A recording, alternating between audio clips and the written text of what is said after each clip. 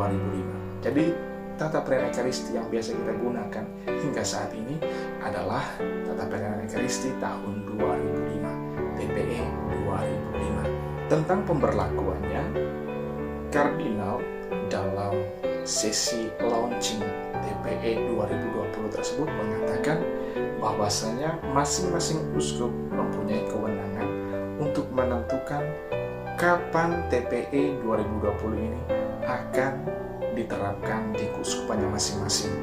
Tetapi Kardinal secara eksplisit mengatakan bahwasanya TPE tahun 2005 dianggap tidak berlaku lagi sejak tanggal 1 November 2021. Nah, Bapak Ibu Saudara-saudari yang terkasih, sehingga tidak mengherankan bahwasanya di beberapa keuskupan sudah menetapkan ada di bulan Juli, ada di bulan Agustus, ada juga di bulan September. Tidak mengherankan karena memang itu adalah kewenangan dari masing-masing keuskupan, dan juga yang diperhatikan adalah bahwasanya sejak tanggal 1 November 2021 nanti TPE 2005 dianggap tidak berlaku lagi. Itu salah satu informasi penting yang perlu kita perhatikan bersama. Nah, Bapak Ibu Saudara-saudari yang terkasih, dengan diterbitkannya TPE 2020, maka kita juga perlu memperhatikan bahwasanya pastilah ada perubahan-perubahan yang terjadi. Kalau ternyata TPE 2020 ini sama saja dengan TPE 2005, ya buat apa diterbitkan lagi, begitu kan? Nah, maka di video kali ini saya akan sedikit berbicara tentang perubahan-perubahan apa saja sih yang terjadi di TPE 2020 ini. Apa saja yang berubah dari TPE yang sebelumnya?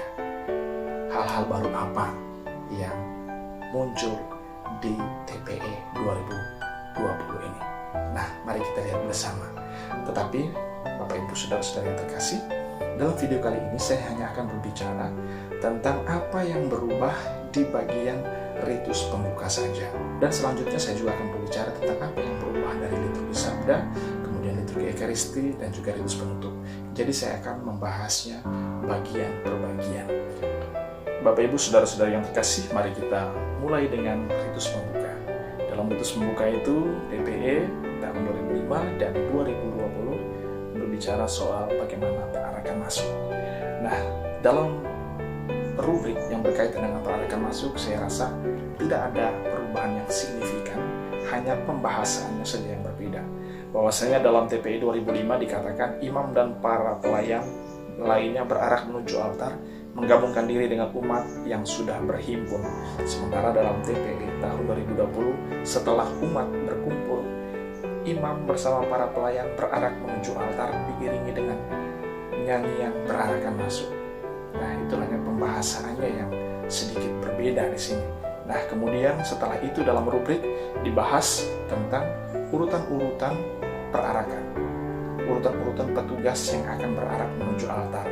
Di TPE tahun 2005 dan juga TPE tahun 2020 itu berbicara soal hal yang sama, di mana dalam perarakan itu yang paling depan adalah pelayan yang membawa dupa yang mengepul, kemudian disusul dengan pembawa salib yang diapit dengan pembawa lilin, lalu kemudian di belakang pelayan-pelayan lainnya, yaitu diakon yang membawa evangelarium yang diangkat sedikit, yang sedikit diangkat, kemudian juga para lektor, dan yang paling belakang adalah imam.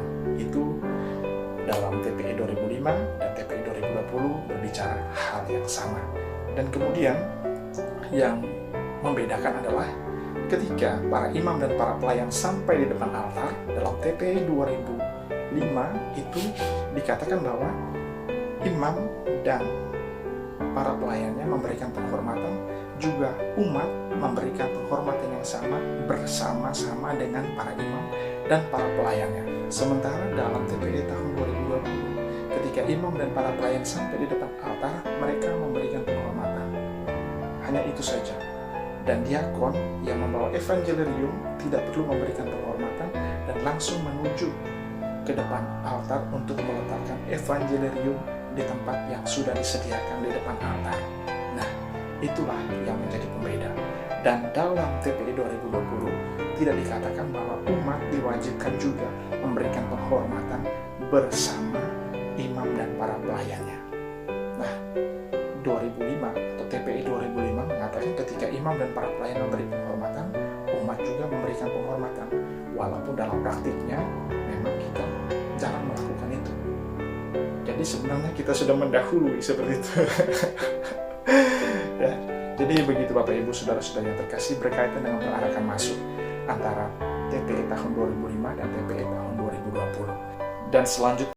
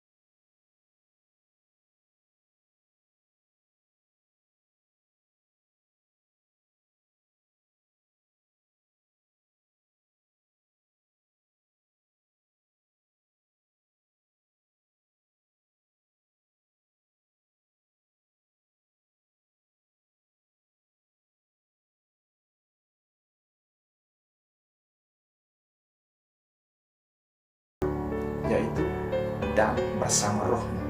Yang pertama, kan saya katakan dalam TPI 2020 itu ada 3 pilihan cara untuk memberikan salam. Yang pertama, semoga rahmat Tuhan kita Yesus Kristus, cinta kasih Allah dan persekutuan Roh Kudus bersamamu. Jawabannya, dan bersama rohmu. Kemudian yang kedua, rahmat dan damai sejahtera dari Allah Bapa dan dari Tuhan kita Yesus Kristus bersamamu. Jawabannya, dan bersama rohmu. Lalu selanjutnya adalah Tuhan bersamamu dan bersama rohmu. Nah, itu ada 3 pilihan cara, hanya 3 pilihan cara. Berbeda dengan TPI 2005 yang ada 6 pilihan cara, dan jawabannya ada yang dan bersama rohmu dan sertamu juga.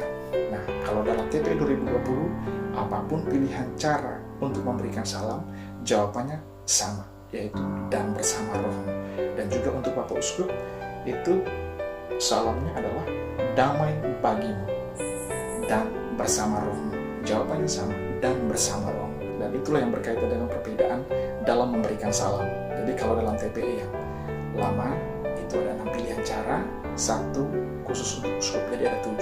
Kemudian dalam TPE yang baru itu ada 3 pilihan dan 1 khusus untuk Bapak Uskup. Nah, itu Bapak Ibu saudara-saudari yang terkasih berkaitan dengan salam.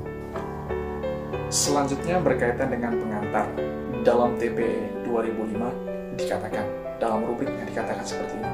Imam atau diakon atau seorang pelayan lain mengarahkan umat kepada inti misteri yang dirayakan dengan beberapa patah kata saja atau dengan lambang atau dengan cara lain. Sementara di TPE tahun 2020 dikatakan imam atau diakon atau seorang pelayan lain dapat mengarahkan umat beriman kepada misa hari yang bersangkutan dengan kata-kata yang sangat singkat.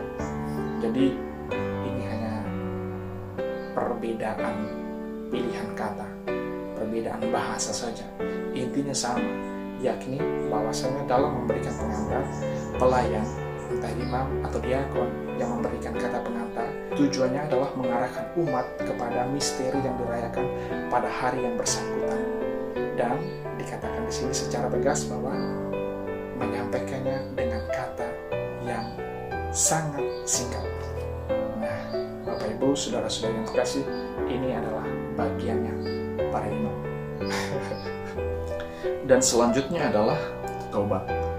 Dalam TPE tahun 2005 dikatakan, menyambung pengantar di atas, imam mengajak umat untuk menyesali dan mengakui dosa dengan kata-kata berikut atau yang senada. Sementara itu dalam TPE 2020 dikatakan, sesudah itu, artinya sesudah pengantar tadi, menyusul pernyataan tobat. Untuk itu imam mengajak umat beriman dengan berkata. Nah, ini berbeda dengan apa yang dikatakan dalam TPE 2005. Kalau TPE 2005 itu mengatakan bahwa mengajak umat untuk menyesali dan mengakui dosa. Tapi dalam TPE 2020 itu mengajak umat untuk mengucapkan suatu pernyataan tobat. Jadi beda sama sekali menyesali dan mengakui dosa dengan pernyataan tobat. Lalu kemudian di situ dikatakan lagi setelah imam mengajak itu hening sejenak.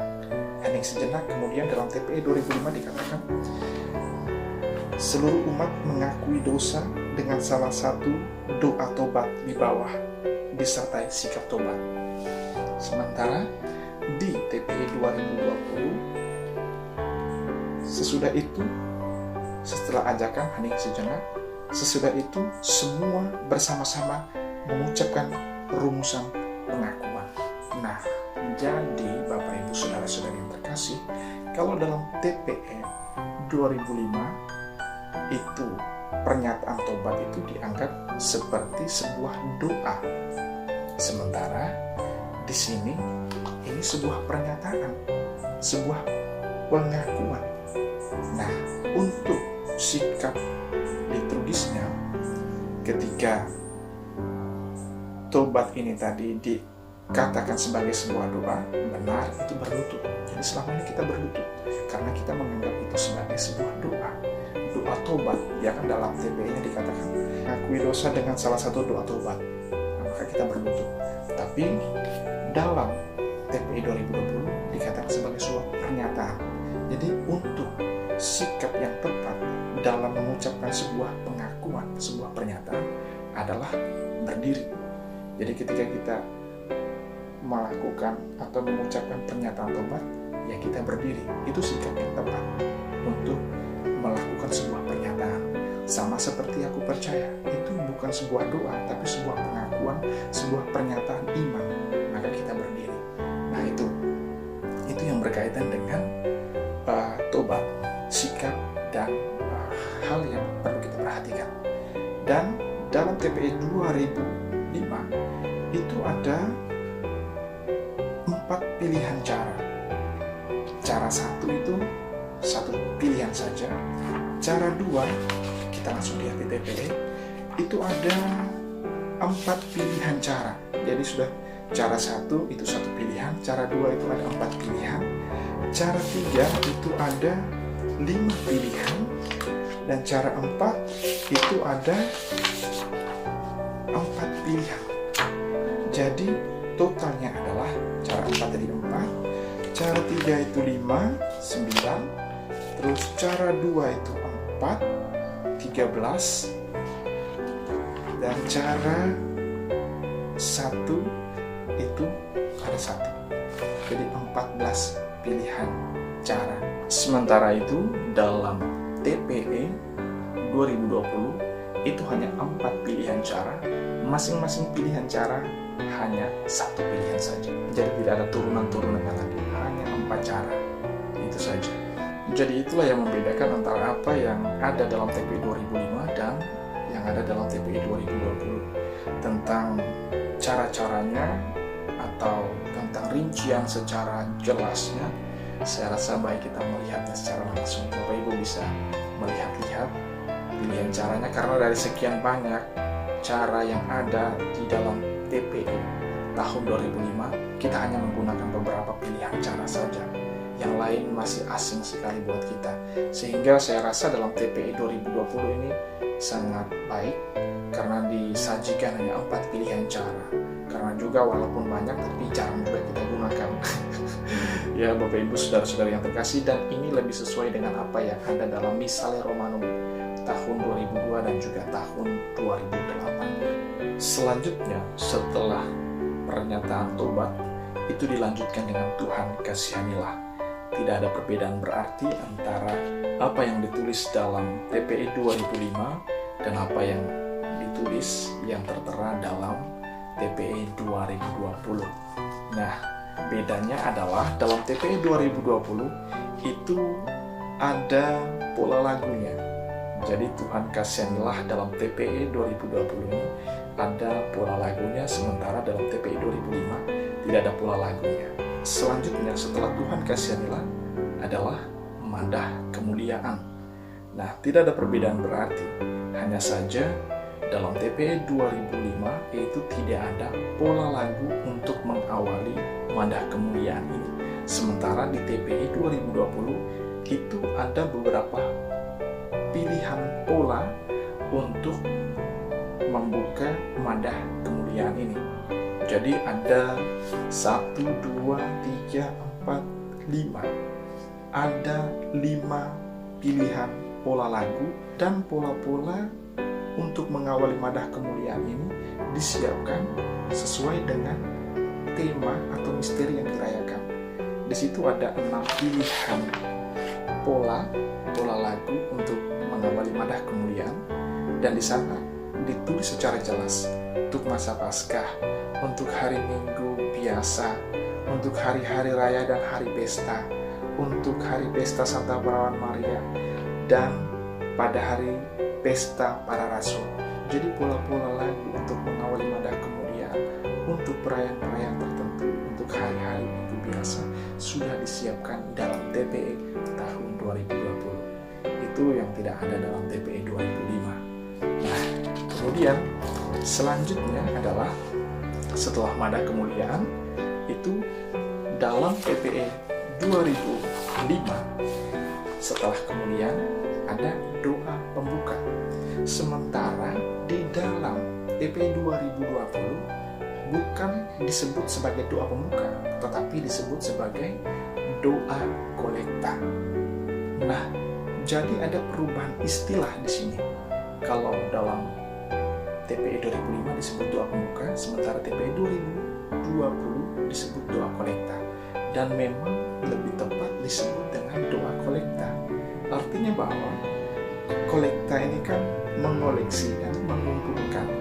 Nah, jadi dengan menyebutnya sebagai doa kolekta, artinya imam itu setelah mengajak marilah berdoa, imam kemudian hening sejenak, dan momen hening itulah umat kemudian menyampaikan segala doa dan intensinya masing-masing dalam perayaan Ekaristi tersebut.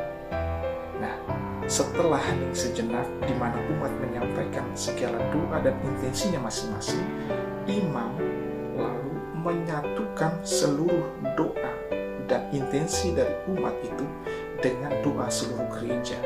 Maka sangat tepatlah bila doa ini disebut sebagai doa kolekta daripada disebut sebagai doa pembuka.